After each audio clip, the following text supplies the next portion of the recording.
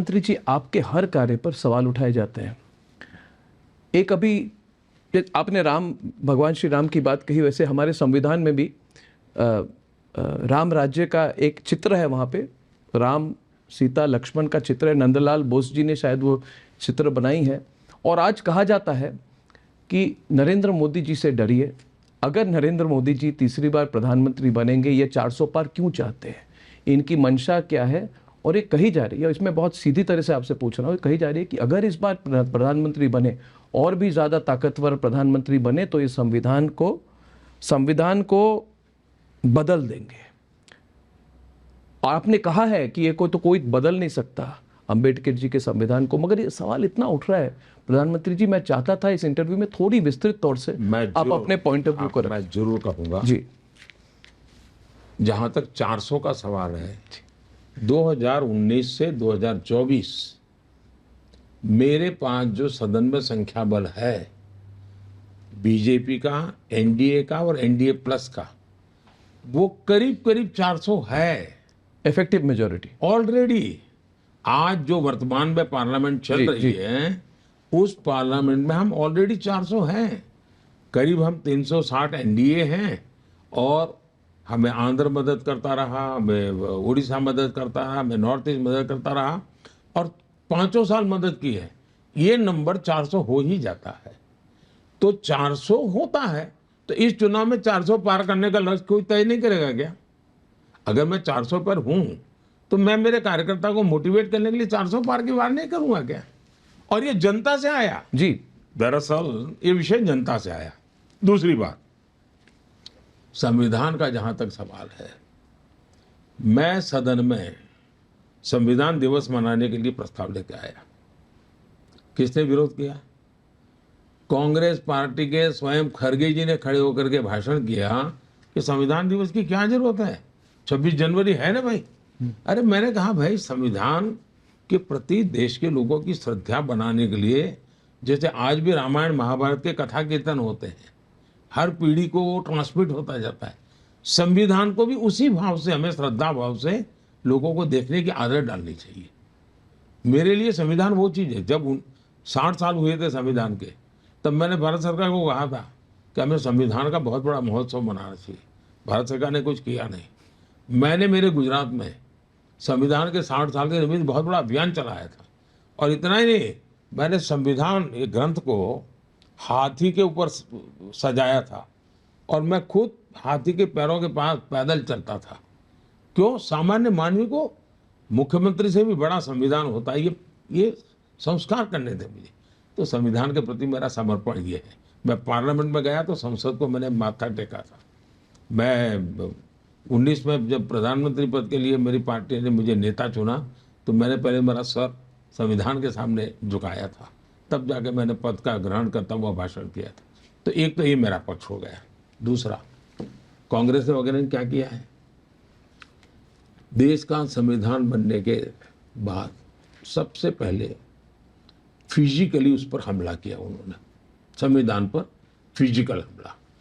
संविधान का जो शारीरिक रचना थी नंदलाल बोस के चित्रों के साथ, और वो चित्र नहीं थे जी, उसमें एक मैसेज था कि हजारों साल की संस्कृति का एक नई कड़ी हमारा संविधान है।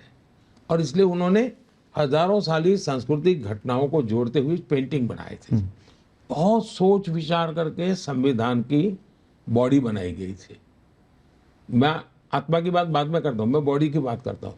ये चित्र मामूली चीज नहीं थी। चित्र राम का था, कृष्ण का था नहीं, उसमें हमारे देश के गणराज्यों की भी चर्चा है चित्रों में जी, है ना, मतलब नरेशन का, यानी पूरी तरह सांस्कृतिक इतिहास है उसमें। उन्होंने सबसे पहले इसको खत्म कर दिया, भारत पर फिजिकल संविधान पर हमला किया। दूसरा, उन्होंने जो आत्मा पर हमला किया, पहला बॉडी पे किया, फिर आत्मा पे किया। कैसे किया? भारत के संविधान का सबसे पहला जो सुधारा किया है पंडित नेहरू जी ने, जो उसमें उन्होंने अमेंडमेंट किया है, वो क्या किया? फ्रीडम ऑफ स्पीच पर रिस्ट्रिक्शन का मतलब उसकी आत्मा पर पहली चोट जो अपने आप को दुनिया में डेमोक्रेसी की बातें करते लोग हैं, उन्होंने की। तो पहले शरीर से संविधान को खत्म किया, फिर संविधान की आत्मा को कर, अब वो संविधान की भावना पर हमला कर रहे हैं। संविधान की भावना है हमारे देश के फेडरल स्ट्रक्चर की। 100 से ज्यादा बार 356 का उपयोग करके बिना कारण सरकारें तोड़ दी गई। उस संविधान की भावना पर कुठाराघात था। फिर इमरजेंसी लाए, उन्होंने संविधान को पूरी तरह यानी एक वेस्ट पेपर बॉक्स में डाल दिया, ये हाल कर दिया। यानी सामान्य मानवी के लिए अब ये फिर से संविधान समाप्त करने का खेल खेल रहे हैं माइनॉरिटी का। अब आपने देखा जो बड़े शातिर पिक पॉकेटर होते हैं ना, शातिर पिक पॉकेटर, वो बड़े चालाक होते हैं। वो क्या करते हैं, मान लीजिए बस में चढ़ गए और किसी का बटुआ चुराया, वो बटुआ चुरा करके खुद रख देंगे, फिर एक और लड़का दौड़ेगा, ये चोर चोर चोर चोर, खुद के मेरा बटुआ गया, मेरा बटुआ गया। फिर और लोग भी देखेंगे, तो जिसका ओरिजिनल गया वो भी देखेगा मेरा बटुआ गया। और फिर एक दौड़ता है, जिसने चुराया है वो तो यहाँ खड़ा है, साथ में ही खड़ा है, चिल्ला रहा है चोरा है चोरा है। और एक जो निर्दोष है वो भाग रहा है। क्यों? चालाकी है। इन लोगों ने, मैं इनको पिक पॉकेटर नहीं कह रहा, ऐसे छोटे शब्द किसी के लिए मैं उपयोग नहीं करता हूं, लेकिन मैं उदाहरण इसलिए समझाता हूं कि वो अपना खेल खेलने के लिए उन्होंने चिल्लाना शुरू कर दिया, मोदी संविधान बदलेगा, मोदी संविधान बदलेगा, मोदी संविधान बदलेगा, जो कहीं है ही नहीं। न हम कभी बोले हैं, न हमने कभी सोचा। इतना ही नहीं, हम तो संविधान को इसके लेटर एंड स्पिरिट में जन जन तक पहुंचाना चाहते हैं। इन्होंने ये माइनॉरिटी के नाम का खेल खेलने के लिए खुद होकर के संविधान बदलना चाहते हैं, इसलिए ये चिल्लाहट शुरू की है। तो आपके कानों में वही आवाज आए और चोरी छुपे से पीछे वो करना। आप कह रहे हैं वो बदलना चाहते वो बदलना चाहते किस हैं। दिशा में? वो धर्म के आधार पर आरक्षण करना चाहते हैं, और जो संविधान की आत्मा पर आखिरी कील होगा, वो आखिरी बार होगा संविधान की आत्मा पर।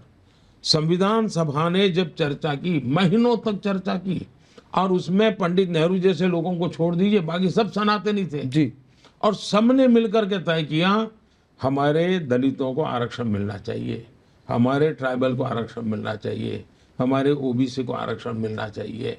संविधान की भावना थी, क्योंकि इन लोगों के साथ और कारण थे। जबकि विचार हुआ, गंभीरता से हुआ, धर्म के आधार पर आरक्षण हमारे देश में नहीं दे सकते। धर्म के आधार पर देश बन चुका था एक। जी, अब हमें यहाँ देश में धर्म के आधार पर चलने की जरूरत नहीं है, हमें ट्रू सेंस में सेक्युलर होकर चलना चाहिए। ये सेक्युलरिज्म पर भी वार कर रहे हैं। जब धर्म के आधार पर आप आरक्षण कर रहे हो, तब सेक्युलरिज्म पर वार कर रहे हो, और इसलिए देश चिंतित है।